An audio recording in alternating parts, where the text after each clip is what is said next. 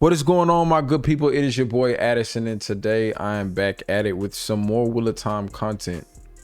I actually gave up sitting down and enjoying a nice late night dinner to rush to see what this is about. So if this is as good as what some of my members from the Discord community are telling me, then I think me skipping out on dinner tonight would have been well worth it, even though I haven't eaten for almost 12 hours. But hey, let's check it out. This is also going to be at the end of episode 8 of season 1. So I don't know if this is kind of like one of those director cut type things or what this is, but I'm excited to check it out. Let's get to it. Okay.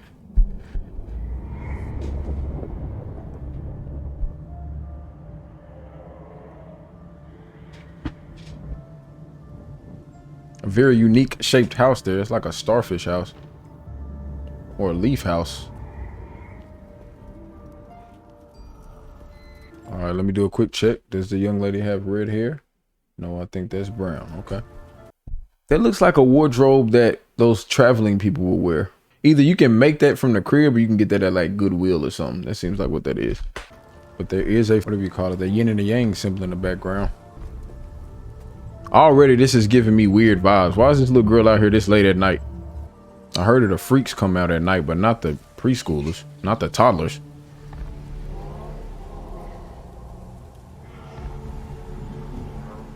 Oh, those are Trollocs. Should I check out the Trollocs wardrobe as well? Mess around and see one of them have a UT Vol sweatshirt on.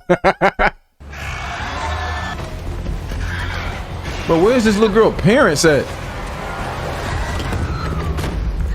And I know the Trollocs ain't that savage that they're gonna kill a little girl. One who was and will be, but is not yet the dragon.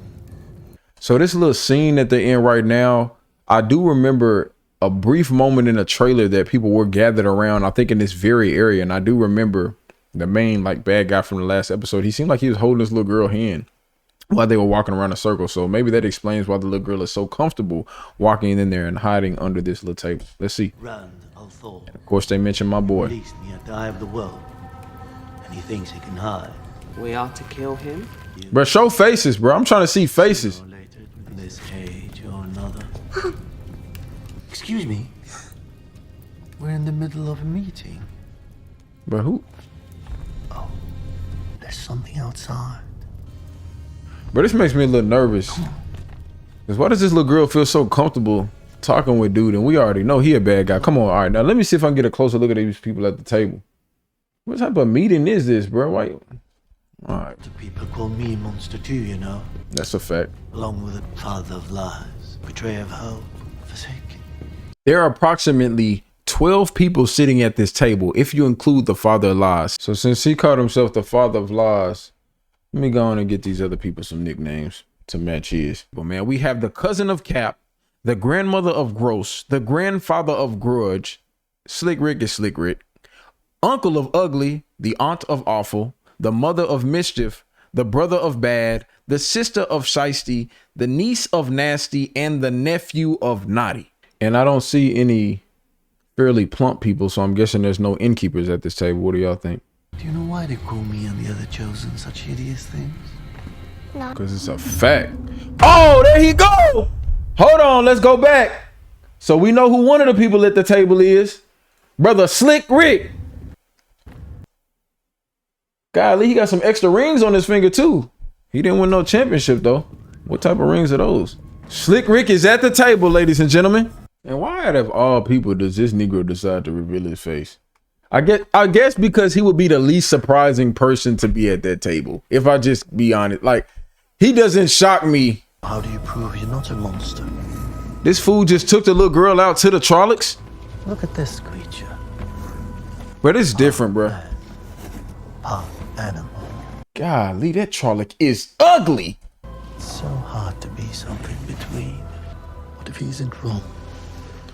Bro, even if he was telling somewhat of the truth, his voice, his tone just is, bro, I can't rock with you. And you are the worst guardian ever, taking that little girl out there to the Trollocs.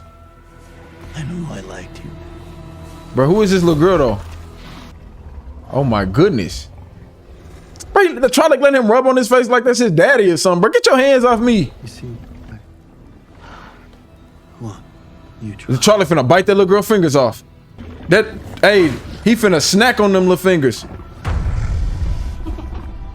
Oh, nah, bro. I don't know what's worse. The fact that the little girl is happy about seeing the Charlie, or that dude has a little daughter, or somebody that he's a legal guardian over. Okay. Very interesting scene right there. Very interesting scene. It's interesting seeing Slick Rick there, but then again, it's not, because we already know that he's in cahoots with the dark side. So I'm not surprised he was there. I was hoping that they would show me one more person. I'm definitely curious to see who it is with those doggone long nails. She looked like she ain't cut that junk since she was like 12 years old. I'm not gonna lie. And I'm also curious to see if she get busy with those nails. But this was a dope little scene. And it makes me wonder who this girl is, because it's levels to this.